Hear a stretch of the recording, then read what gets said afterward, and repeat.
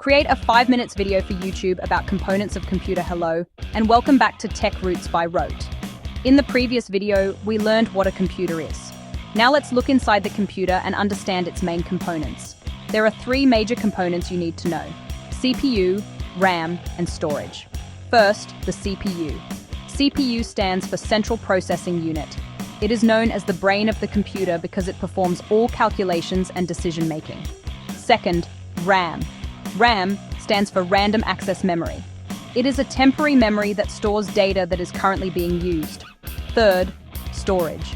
Storage is where all your data is saved permanently, like your files, photos, and applications. Let's understand this with a simple analogy. Imagine a kitchen. The CPU is like the chef who does the cooking. RAM is the kitchen counter, where ingredients are kept temporarily.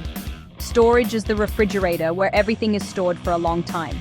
For example, when you open a browser, it is first loaded from storage into RAM, and then the CPU processes it so you can use it. So remember, CPU processes, RAM holds temporary data, and storage keeps data permanently.